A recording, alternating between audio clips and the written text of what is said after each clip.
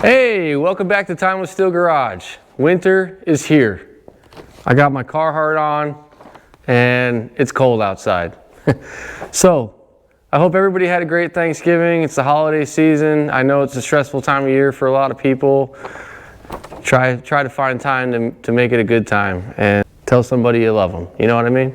Anyhow, I realized the other day that it has been almost 2 years since I started this project, and I realized that the first video I posted in this build was December 27th, 2022.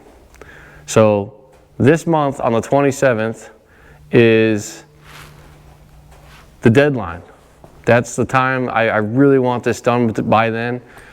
And you know, we've got the holidays coming up, so that's going to be a week lost. So really I've got a couple of weeks to finish this car, and I've been going pretty hard in the paint on it since the last long form video you guys have seen, which brings me to a point.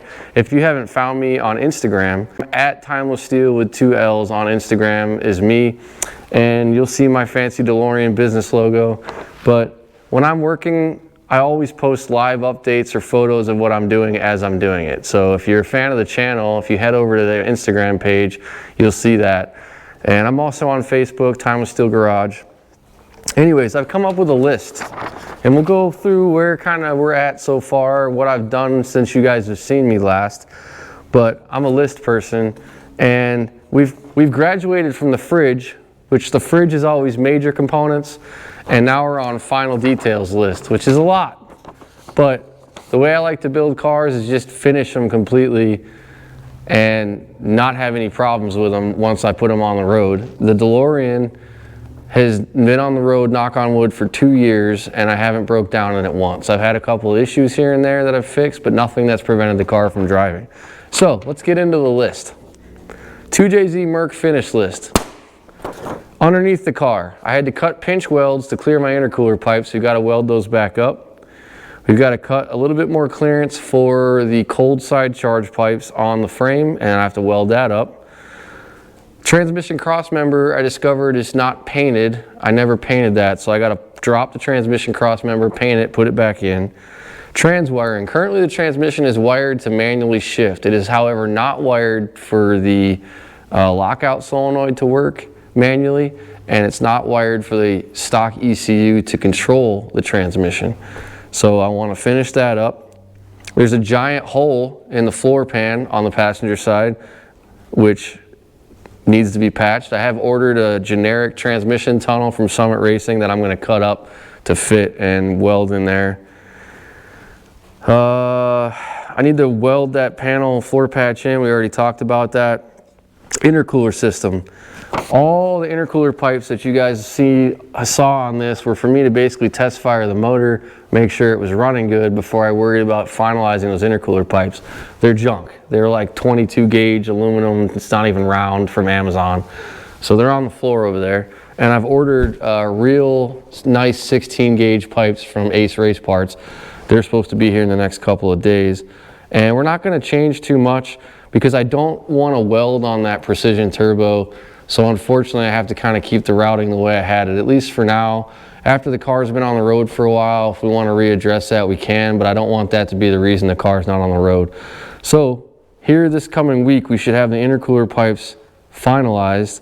I also need to weld on the recirc valve, and I need to weld on a recirc valve fitting behind the MAF. And I need to attach a recirc hose, because right now there was, even when it was running, I didn't have any recirc valve in the system to vent that gas back to the turbo. I need to install the pipes, tighten them up, and then I only sensor that I don't have wired in for the gauges is a boost sensor. That's going to go pre-throttle body. And I'm going to be a little different on this than I normally would like to. I normally put the blow-off valve right in front of the throttle body, but on this setup, because I'm recircing behind the MAF and I'm using the stock ECU, I'm actually going to put the recirc valve on the hot pipe coming out of the turbo pre-intercooler, and I'm going to recirc right there back into the MAF. It'll just be cleaner. We won't have a lot of long tube going back over there from the cold side. A lot of drag racers do it that way, or they actually have their wastegate right on the turbo, so heat's not going to be an issue. It's a nice tile wastegate. and our nice tile recirc valve, and I've got a nice wastegate in there. Engine compartment. Engine compartment is, it's time to make it not look messy. So we got wire loom coming. We're gonna hide all the wires that we can. We're gonna put the beauty cover back on the motor, and we're gonna make it pretty. Wastegate, I've got a manual boost controller coming this week from Real Street that we're gonna put on there, and then the wastegate system will be good. I think the springs that I have in the wastegate right now are between 10 and 11 PSI. We'll mess with boost actually when we actually get a good test drive in. Brakes. So I'll show you here once we get done reading the list, but I've deleted the old master cylinder, all the brake lines forward to the ABS pump. The ABS pump is gone. We put a new master cylinder in. We've got to make some new brake lines. I have some fittings and a die to crimp the fittings because this thing uses bubble flare fittings. We got to bleed the system. I already took the ABS ECU out. Body.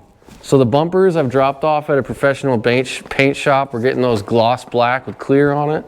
I've restored the grill since you guys have been gone, and we're gonna clear the car at least one more time, but I'm not really worried about that yet. I wanna get all the welding and cutting done, and then we'll worry about putting clear on it. But once we go to put another coat of clear on it, we're gonna move it into my actual garage so that I can control the heat range in there. Once we clear it again, we'll put the new bumpers on, put the headlights in, put the taillights back in, and then wire everything, and then the body's back together for the final time. We have taken all the junk out of the car, all the parts. We've washed the carpets, like anything that goes on the car at this point, final install. So there's no more storage in the car. Interior. So I already talked about the floor patch. We got to, once we get the floor patch welded in, it's going to be a big mess. There's going to be stuff. I'm going to have to clean everything. We're gonna shampoo the carpets, put all the factory soundproofing and carpet back in. I got a new driver's door card. I've got a center console cassette deck thing that I showed you guys. It was a storage container for cassettes in the 80s that I'm gonna use to just hold keys and wallets, stuff like that. But I have the correct spray paint to make the door card and the storage container the right color. So we'll put those in. The nice wood shifter surround that Jason made me, I need to find a way to attach that on the front. I just got to re-glue a piece of plastic on that came off. Stereo. Don't really, it's probably the last thing I'll do on this car, and that'll be after I drive the car and work out all its kinks, but I will want a stereo. And then currently my 3-in-1 gauge in the car is not working right. I think it's, I think I may have switched the 12-volt constant in the ignition lead on the power, so I'm going to double check that, and if that doesn't fix it, that'll be the second brand new gauge I have to replace with those gauges. So yeah, you can read into that what you will. Transmission, we already talked about. We got to final wire the electronic side. My shift stops are all messed up right now. I'm not too worried about it because I'm going to take all the shift stops out and we're going to start over again. I'm going to be kind of doing the shifter adjustment and welding the patch in and all that stuff at the same time. And then once we test drive it, just because I've done a few cars, you know, when you got a brand new shifter cable and a new setup that you haven't driven on the road, you can get it feeling pretty good sitting stationary, and then you'll go drive it a couple of times and it won't be quite right and you'll have to make a few adjustments. So shifter stops is going to be kind of a constant battle until we get a few miles on the car. Paint cross member we already talked about, and check the fluid level. The fluid level is good here, hot, idling, but I want to drive the car and get through all the gears and then bring it back and we'll check fluid level after that.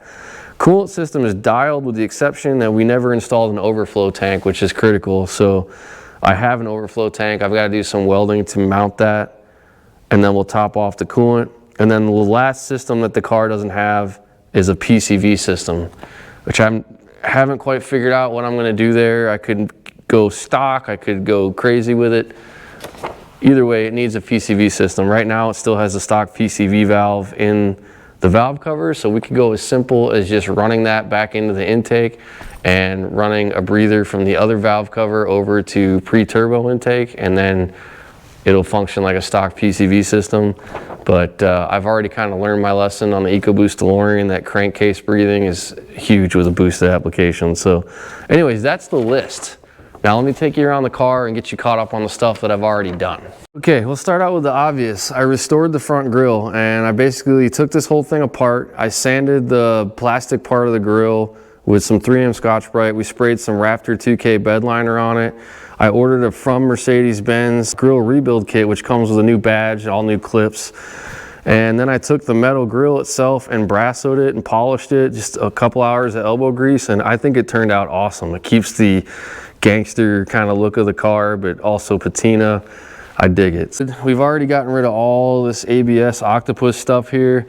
You can see I've got the new master cylinder installed. We're going to end up teeing the left front and the right front right here, and that'll go over here. And then this rear line will feed right into the front here. I also took the time to clean up and restore the stock reservoir as best as I could. So that thing is pretty well ready to go. And you can see over here all the garbage that we got rid of that's not going back in the car. Two main components being the ABS ECU and the actual ABS pump. And what else have we done under the hood here? So you can see this big hole here, that's for the hot side intercooler pipes, and we're gonna make a similar hole over here for the cold side intercooler pipes. Welded on the upper intercooler mount tabs. I created a little tab and welded it to the core support that was already here to mount the top side of the oil cooler. Just got to put a little paint on that. And let's see, ECUs, man, stock ECU thing has been a debacle. So we ordered a new ECU because we originally thought that that was a problem, and it was not. So the original ECU's back in here, cleaned everything back up. We do have some wires that we will hide once everything is done, and I have a lot of cleanup here, excess length wire that I'm going to cut out and solder. But ECU is rock solid.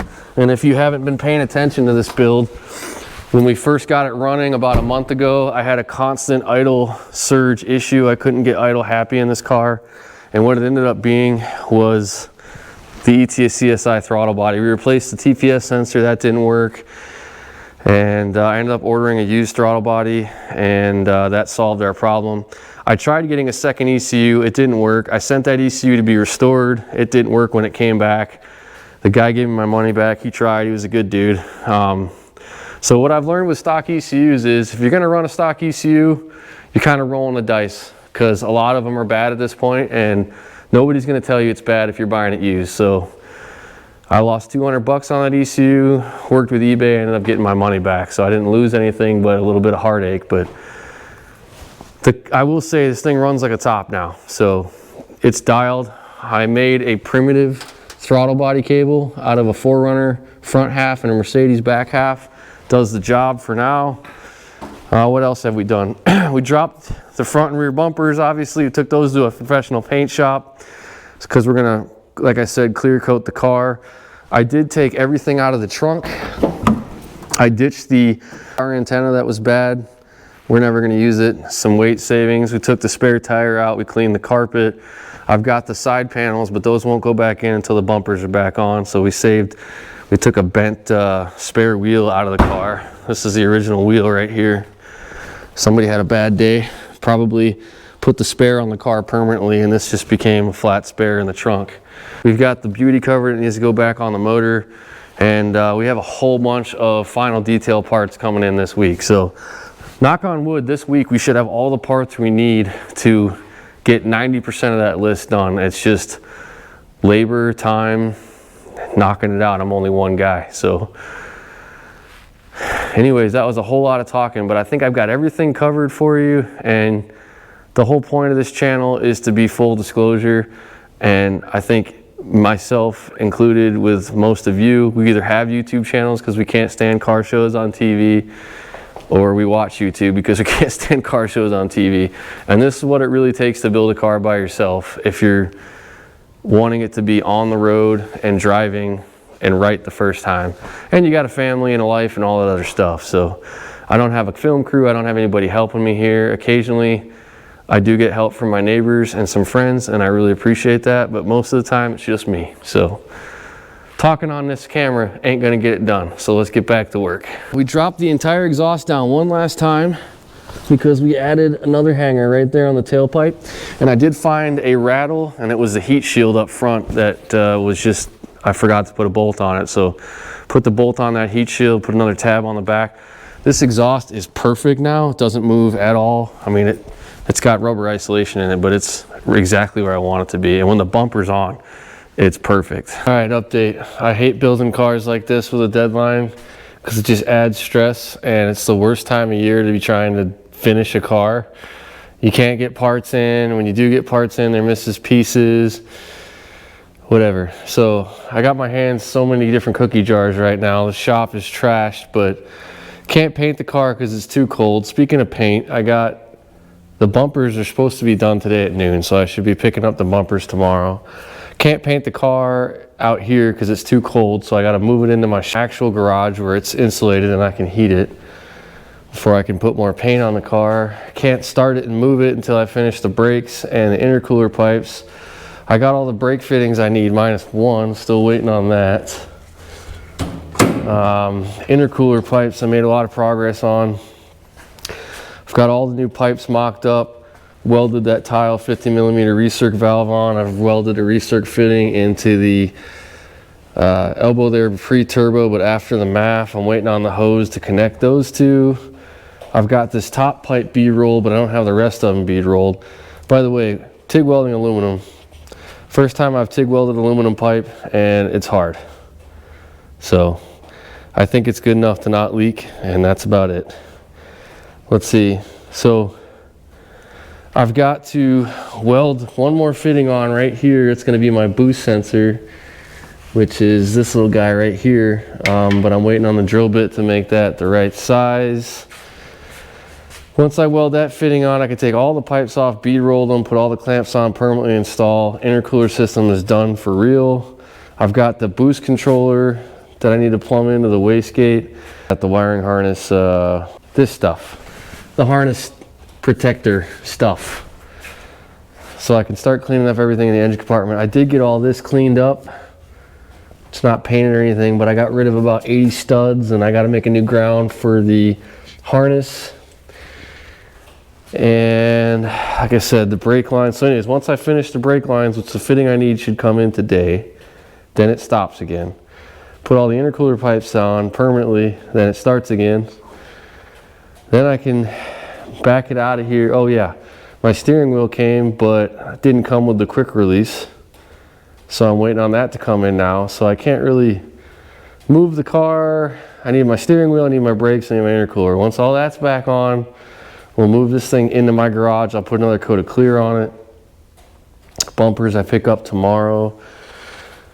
It's coming along. It's coming along. I got a lot of little things going on. I can't even remember all of them, but you see, it's a mess.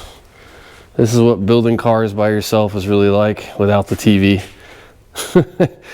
So it's coming together. I don't have a staff. I don't have the magic of television and all that good stuff, but this car has been pushed to the side for other people's cars for the last couple of years so many times that I've just got it in me. I just want this thing done this year. December 27th is my deadline. I'm really steadfast on that. I really want to get it done. It may come down to, you know, what are the things that need to be done to make it a legit driver, and can we do the other stuff, pretty stuff later, but I really want to get it all done just the first time, you know. I don't have my transmission tunnel patch in yet. That hasn't even shipped yet, so who knows if I'm even going to get it this month. You know, Summit said like mid-December, so hopefully I get that with enough time to actually cut it up and mock it up and weld it into the car, because I'd really like to have that hole down there patched up before I drive the car. Anyways, a lot of little stuff coming together. That's just the way it goes with cars. It's really hard to say I'm going to do the intercooler pipes today, or I'm going to do this today, because inevitably there's always one part you need, or a drill bit you don't have, or a tool that you need, or it's time to go pick up your daughter from daycare, or whatever.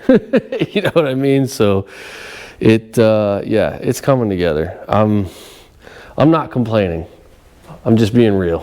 So yeah, it's a lot of systems coming together at one time, but the beauty of all of the previous mock-up stuff that we did before we got to this stage is we've already kind of worked out the details and the kinks, and so now it's just, okay, we know what we need to do, get it done, and that's where we're at, really. I don't have anything else fancy to say about it. Oh, I did order a different coolant overflow tank because I just don't think this one's gonna work. I have that. And come to think about it, I think the only, oh yeah, here's my TurboSmart Boost T. That's gonna be my manual boost controller. Here's my boost sensor. I gotta paint these up for the headlight conversion. This engine cover's gotta go back on. I got stuff everywhere. It's, whoo, Christmas is coming fast. All right, we got the goods. They look pretty good. Better than I could do. For 500 bucks, I can't complain. You guys remember that scene in Days of Thunder where they show Harry's barn for the first time? That's what I feel like pulling up to that place. You know, there's a couple old cars out in front of the shop, and keep right. Feels like they're building a Cole Trickle mellow yellow Days of Thunder NASCAR in there. You know what I mean? But anyways, now I got to get these things home without damaging them, and then I'm gonna try to psych myself into thinking it's not 20 degrees outside, and I'm just gonna get to work. So. See you when we get there. I'm out here in pajamas and flip-flops showing you what we got done yesterday. We got a lot done yesterday. Engine cover is back on. Wastegate vacuum, well actually we installed the manual boost controller. I found an existing hole on the passenger valve cover that wasn't being used. So I just modified the bracket to fit that. I hid the oxygen sensor wiring underneath the cover there. What else did we do? The hot side intercooler pipes are done. I've got a silicone recirc hose on there. I'm just waiting on the 2 clamps to clamp those down. The vacuum system for the wastegate is done. The vacuum system for the blow-off valve, I actually utilized the factory pipe right here that goes behind the cover. Comes out here, comes over and attaches to the intake right there. Vacuum system is done for turbo stuff. I also put the brake solenoid check valve in and tied vacuum to that in the factory location on the Toyotas, the back of the intake. So really, I think that's all the vacuum lines we're going to put on the motor right there. Hot side of intercooler pipes are all connected except for that recirc hose. Like I said, I'm waiting on some fittings. Everything's bead rolled. This side, the cold side, is done except for the last pipe. And I'm just waiting on a drill bit to come in today. This thing is sitting here, bead roll, ready to go. I gotta weld this fitting in. I just need that 1.5-inch drill bit that I ordered so I can weld this in. That's where my boost sensor will go. And what else? We're waiting on 1 brake fitting to do the brake lines. And then once the intercooler pipes are on, it's clean up all the electrical wiring. And really it's just put the headlights and stuff back in. This is the most exciting thing we got done yesterday though. I'm pretty stoked about this. Look at that bad boy. Okay. So it's pretty sweet. We got a NRG hub, which took a couple of weeks because I can't imagine they get a lot of Mercedes orders and they have to make this to fit the Mercedes. And Grip Royal did all this for us.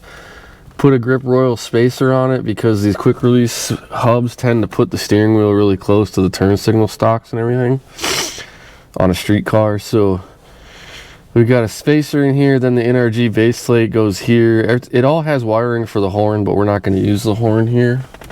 And then you got a black and gold quick release. I set it up so that the button is kind of at the 1 o'clock. And it's pretty sick, man. Feels really nice, and it just completely changed the interior of the car having this. It feels custom now, you know. But yeah, it's an anti-theft device. I guess I could take my steering wheel with me. Oh, it's freaking 20 degrees out here. I didn't move to Tennessee for this. We got some more stuff off the list though. Let's see here. Intake pipes, blow-off valve fitting, recirc hose, wastegate system is done. Beauty covers installed, vacuum line and check valve.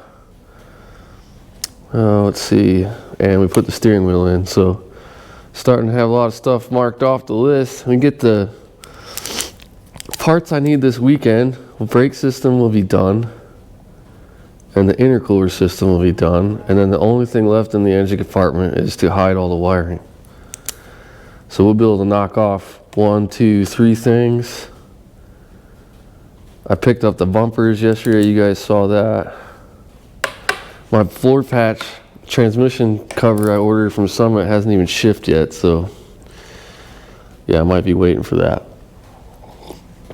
First test drive, first real test drive might just have a hole in the floor. They do it on TV, why can't we do it?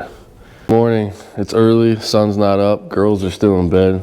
I got a Christmas tree cake and a cup of coffee, and I just want to get this intercooler system done. I'm going to take Ember to see some Christmas lights later. We're going to go to the Grand Ole Opry Hotel and show her the lights in the garden there. But I want to get this intercooler system done before they get out of bed. I'm going to do some terrible aluminum TIG welding, but I'm not going to get any better if I don't keep doing it. So let's get to it.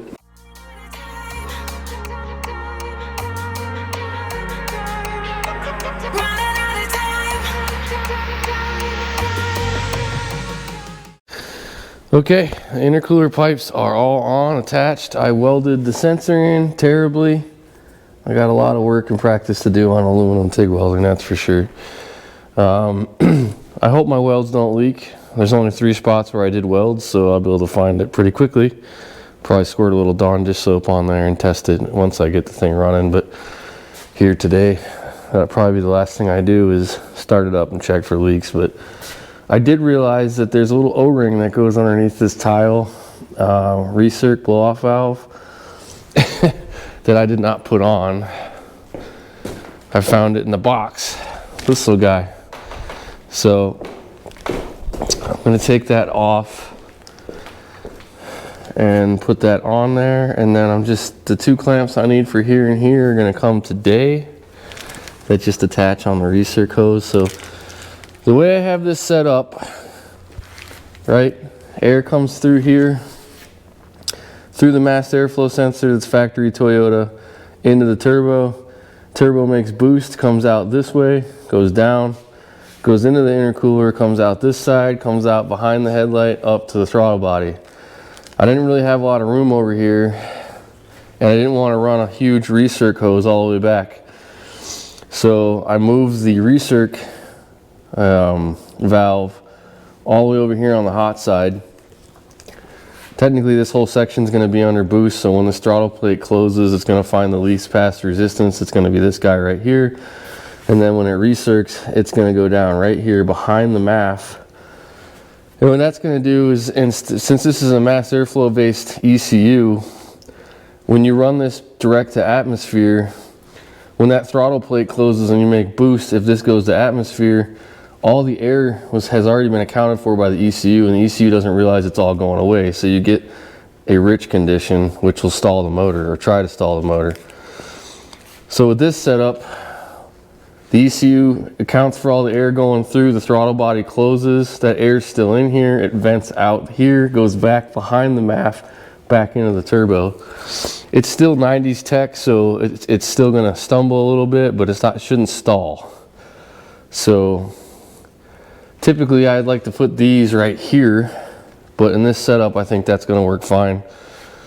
And so what I'm going to do now is change that, and then I have to reattach my grounds over here somewhere and fire it back up.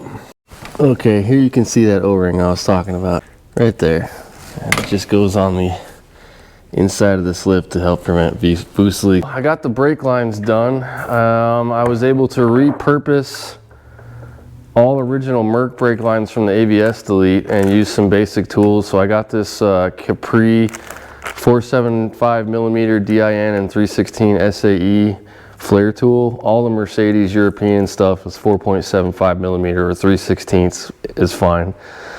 And I used a brake line straightener and a simple bender that I have, and I also use this gas oil E-seal on all my fittings. Works great. And I was able to get the proper DIN bubble flare So there's two types of bubble flare. There's the big ridiculous bubble flare like Volkswagens use, and then there's the standard European DIN. So there's DIN and SAE, and Mercedes uses DIN bubble flare. And I got these fittings from the stop shop. You can see all the brake lines that are left over, but I was able to bend the rear brake line around through the cowl, attach that to the front, and make a new piece that ties the front brake lines over to here together. And we use the T fitting. This bottom line here goes to the left front, and this line here goes to the right front. So back of the master cylinder here powers the front brakes, the front powers the rear brakes. Got a new master cylinder there. We got the reservoir full of fresh fluid. So we just need to lift the car up, and I'll bleed the brakes, and that system's off the list. Also got clamps on the recirc hose here. So this whole boost system is done. Right now I have the boost controller set to 0. So I should be somewhere around 11 pounds of boost. I'll adjust that once we get going. This map sensor here is going to limit the car to 13 pounds of boost.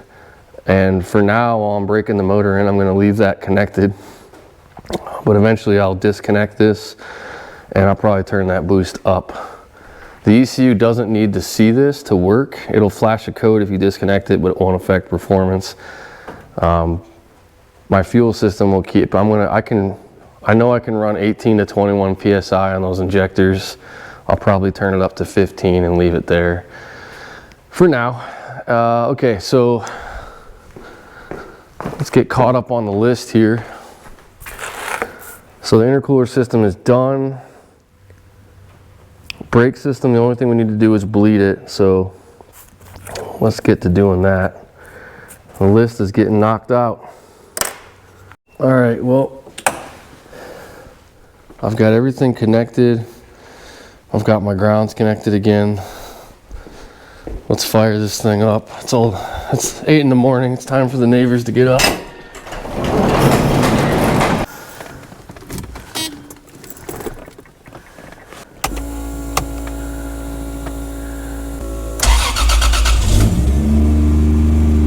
Well, it started, so that's a good sign.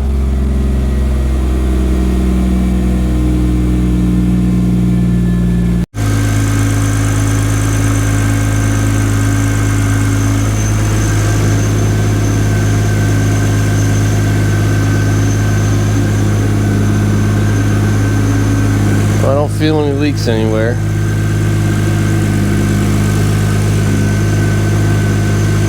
Let's let her get up to temp before we check anything. All right, well, it's hard to make boost without the car under load, but it looks like everything is working here.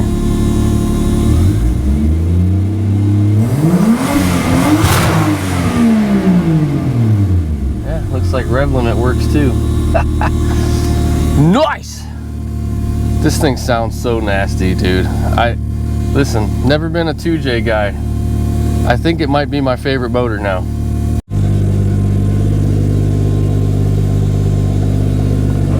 Okay, brakes are done. I'm still having issues with my rear brakes. I've had issues with the rear brakes on this car since the beginning. It now has all new calipers, new master, all new rubber lines. Front lines are no issue. I thought the master was the issue, so I changed it. So now we've either got a blockage in one of the rear lines or some trash in the line. There's a T-fitting on the back that splits the single rear line into two.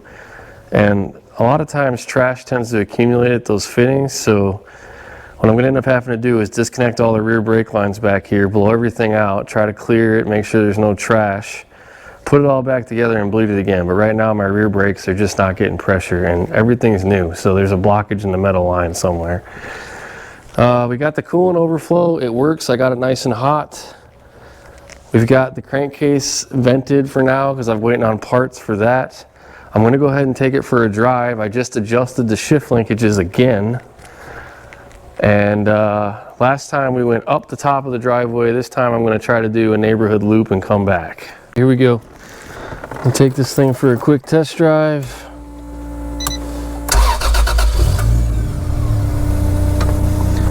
She's already warm.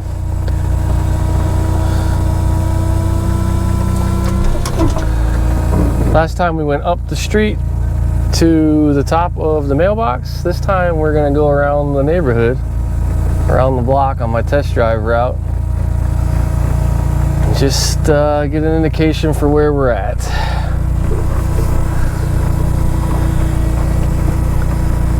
Man, this car is nasty. I should probably put my seatbelt on, just in case. Holy crap. She makes boost.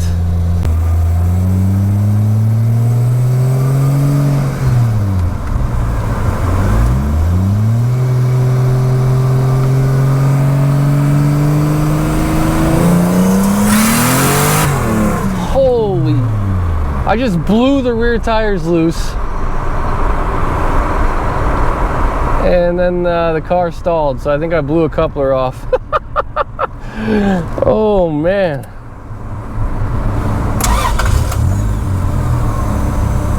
Yeah, I definitely must have blew a coupler off. It did not like that. Well, I got into it pretty hard at like 15 miles an hour and blew the rear end loose. The good news is all 3 gears are shifting. Brakes are working. We have a car. We definitely have a car.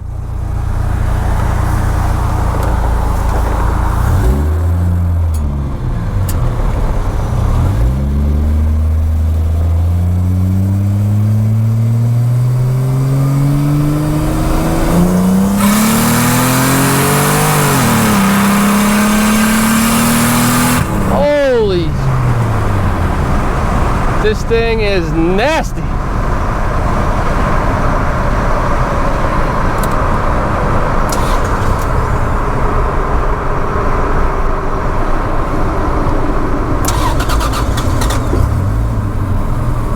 Well, we're stalling after boost.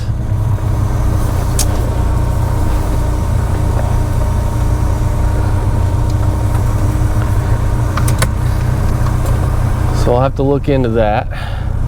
All 3 shift solenoids are working. And the wastegate is definitely working. I think I might have too much spring in my recirc blow-off valve, and I have to look at our vacuum, see what vacuum we're pulling, and probably adjust the blow-off valve spring. I think it's got too much spring, but luckily we got that was a pretty wicked test drive there. So yeah, this thing's fun. Everything's looking good here. So she's idling happy. EGTs are 500. Temp on the engine's 198. Engine oil pressure is 49. Transmission temperature is 96. Our wideband's doing its job. Man, that was a wicked test drive. We got to see why we're stalling after boost. And dude, I was not expecting this thing to blow the tires loose like that. I think the most I saw was somewhere between 5 and 10 pounds of boost, so I didn't even really get a chance to diagnose that. Super awesome.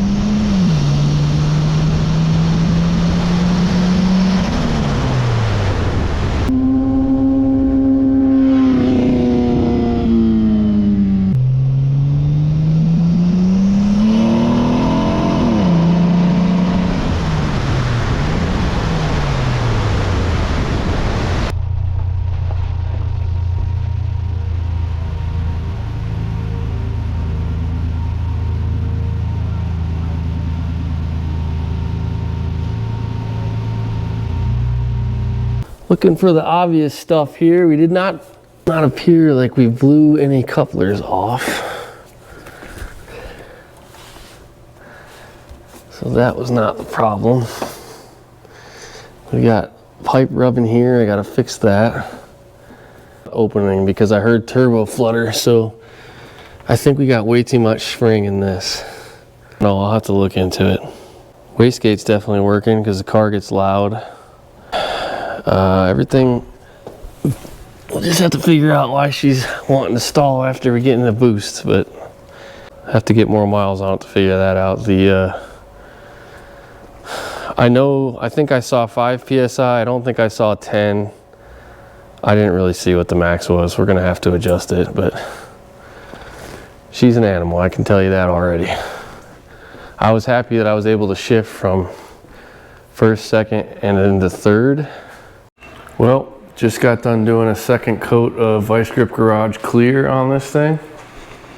And definitely better with 2 coats. You're still gonna have streaks and stuff in the paint because you're wiping it on, but pretty stoked with how it turned out. It reminded me of working with my brother on the DeLorean when we did all the fiberglass patchwork in here. We got a little heater going, nice and warm in here.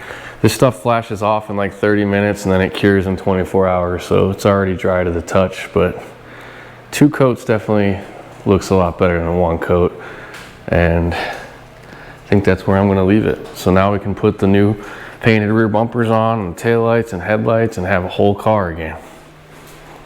Good morning. The car, I got the heater going all night. The car's been sitting for about 19 hours. Per the instructions, it says full cure is 24 hours. It's a balmy 29 degrees outside. It needs to be between about 50 and 75 degrees for that 24 hours to apply. So we've had the heater going all night. It's right in that range in here. I don't know, it's 69 in the house and it feels just slightly cooler out here, but definitely it's curing. There's no wetting, bubbling anywhere. Well, let's talk about wipe-on clear coat systems. I don't know if you guys can see the unevenness and the line, like kind of the lines in the paint. But if you're doing a wipe-on clear, the finish that you're gonna get is basically almost like you brush the paint on with a brush, which for a ratty car like this, you know, that's got clear coat that's bubbled and chipped, and I've had to use red Scotch-Brite on a lot of it. It's given the car depth. You know, it's shiny now. It's got 2 coats for sure. 1 coat wasn't enough. But you end up with this like grainy, brushed on look that's uneven. It still looks way better than it did before I painted it.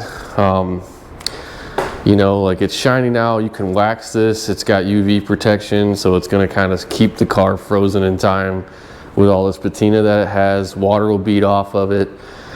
And I do think that, you know, you gotta let the paint fully cure for about 3 months before you do waxing and stuff like that, anytime you do paint.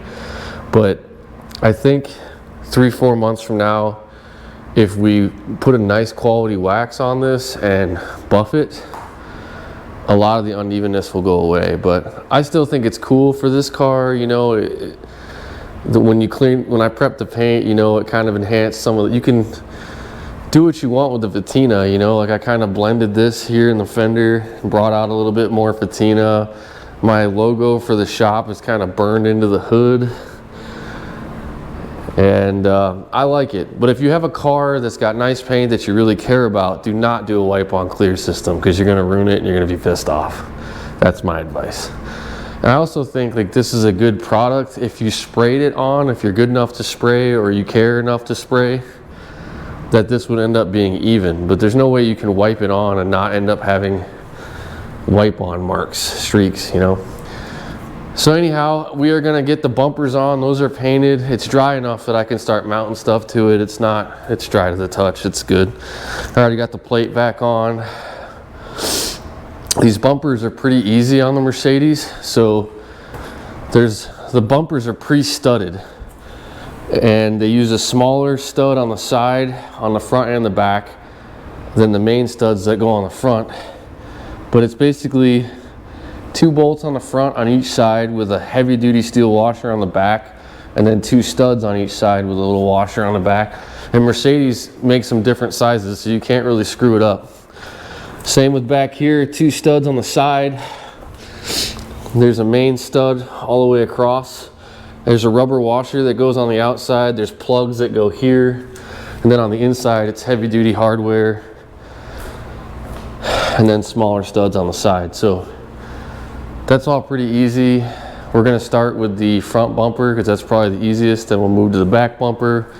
And then I'll bring you guys back. The headlights are kind of tricky and a pain in the butt. But I did get all new hardware for them, so I'll bring you back when we do that.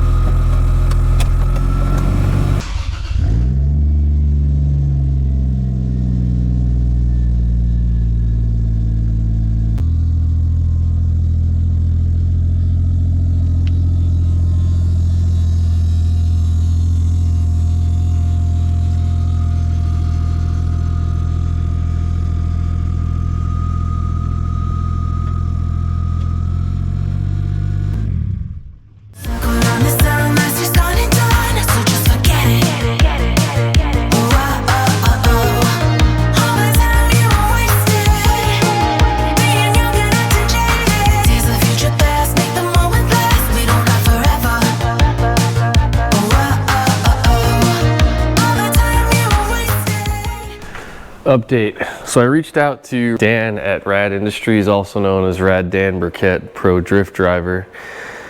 And I said, hey, I don't know these motors like you, and I don't know if it needs vacuum in the crankcase system or PCV system, whatever. And he reached back to me and he's like, all the race motors we build, we don't run vacuum. The 2J doesn't seem to need vacuum. So I had saw that they had done a really super cool setup on his wife's drift car. So I asked him about it and he basically replicated it, sent this to me. This Radium Engineering competition catch can. It vents to atmosphere with radium fittings. I'm waiting on one more fitting here.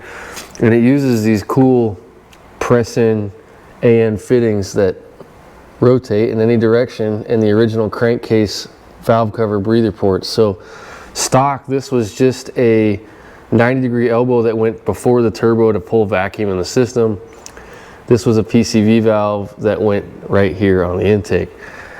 So he's told me, he's like, hey, these motors don't need vacuum to vent, so just, you know, basically he built me this setup. We're gonna run a, I think this is 10 AN on both sides with a hose. Each one comes in here and each valve cover will be vented. And this catch can is super cool. So it's got like a dipstick right here. Tells you how full it is, and it's in that radium green, which is pretty cool. The mount plate was super nice. It has like 20 holes drilled into it. And this loosens here so you can orient the can any direction you want. And then the bottom of the can, when it comes off, has a tap and a plug in the bottom of it, so you can put a petcock drain in here if you want. Or you can see that dipstick sticking out. Yeah, super impressed with this can.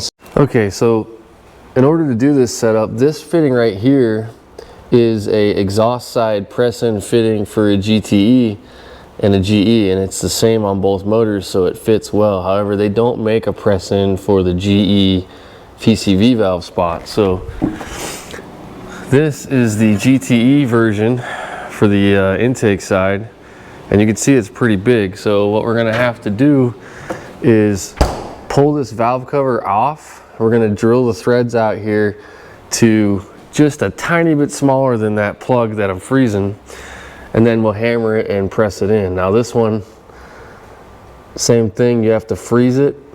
It's interference fit, and then it just barely fits in the hole. You tap it in with a hammer, and then boom, once it warms up, it's not going anywhere. That thing is in there, and you can turn this fitting 360 degrees.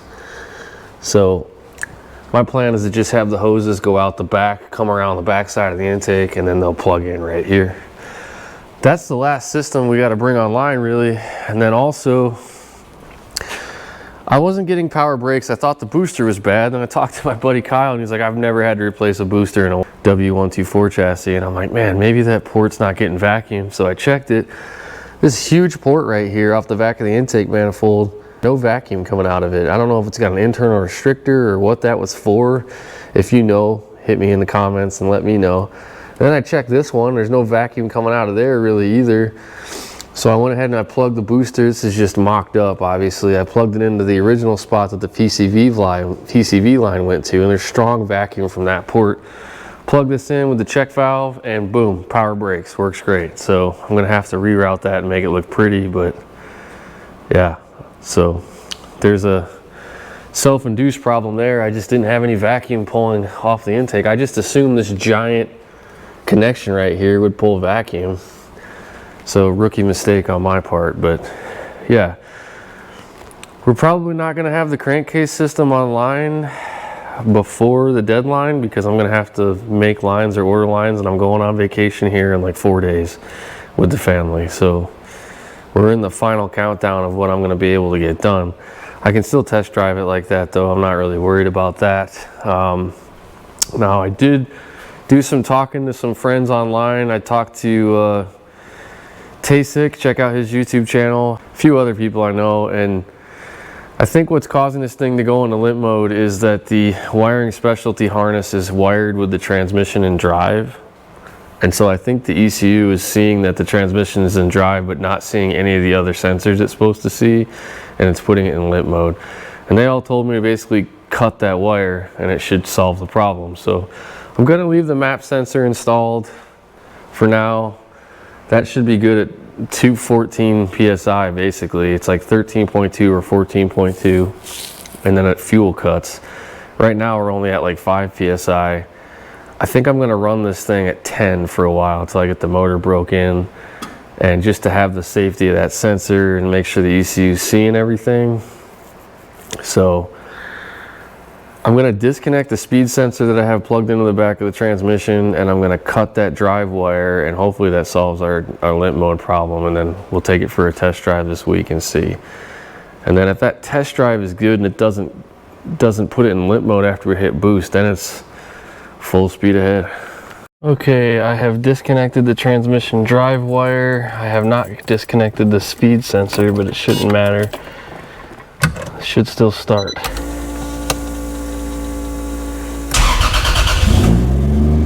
Boom, good news. So drive wire is snipped and she starts good. I'm gonna disconnect the speed sensor on the trans, and then the ECU will be seeing nothing from the automatic transmission. So hopefully that fixes our limp mode problem.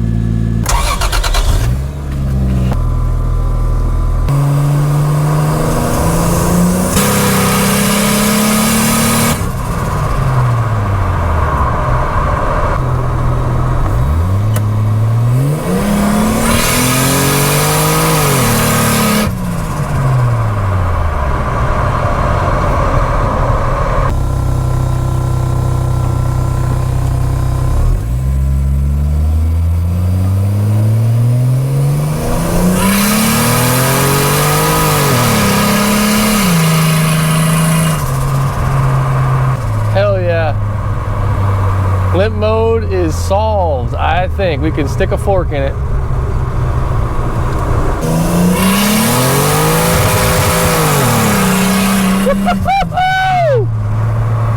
Yeah, buddy.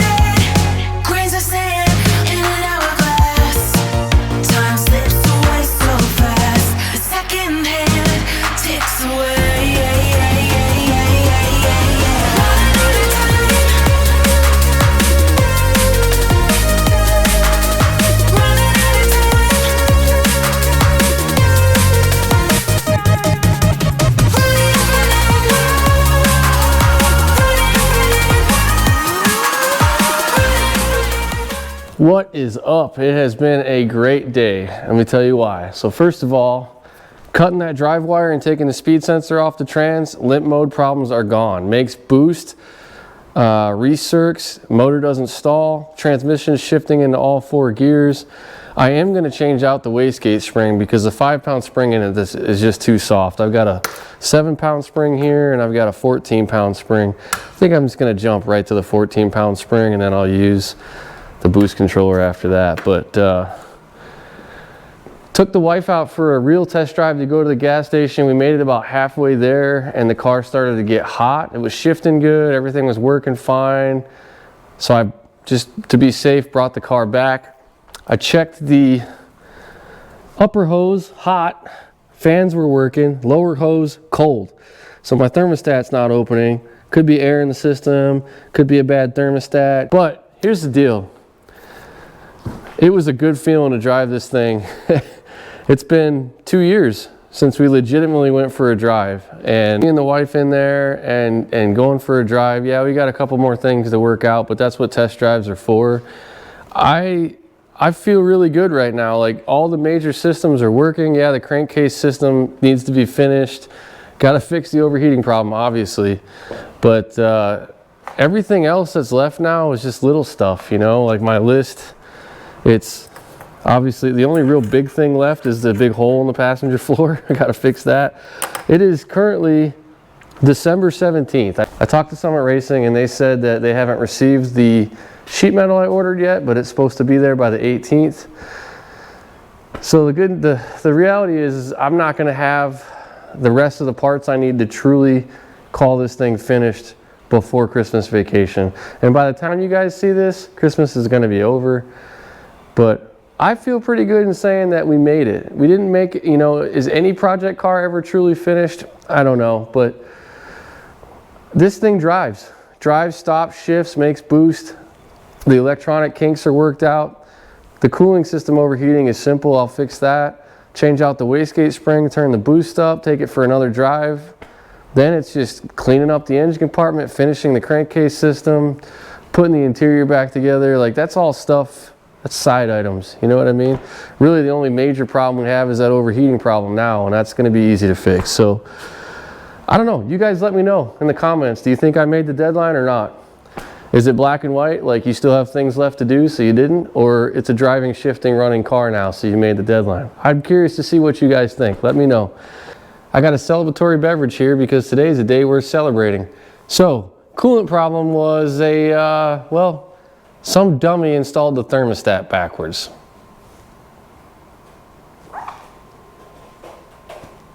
I don't know who that could have been, but swapped the thermostat around, took it for a test drive, got all the way to the gas station, no issues.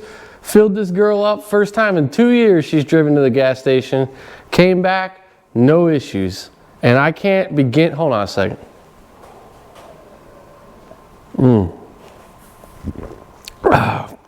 That's delicious, delicious.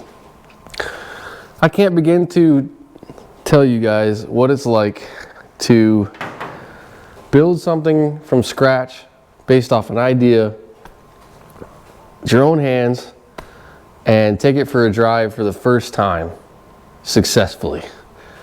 It's something that if you're into cars and you've never built something from scratch, I challenge you to do it. Take something that you've been working on or go get a new project and just do what you've always wanted to do. Get to wrenching, you know? Nothing replaces that feeling, and I've been lucky enough to experience that many times in my life. I've been building cars since high school.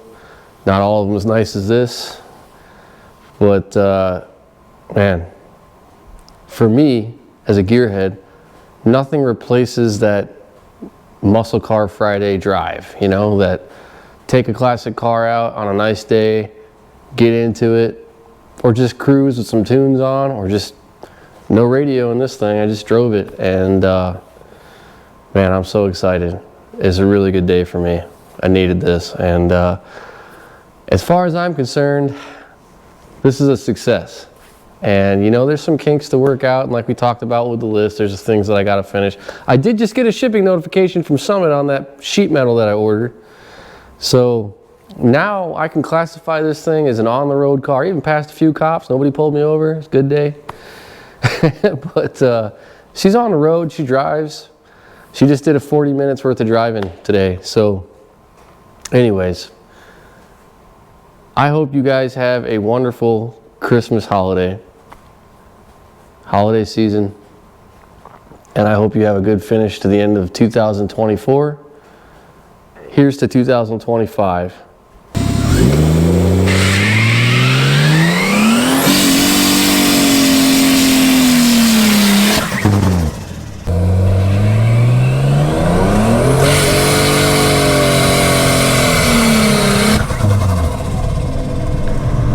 It's a little smoky in here.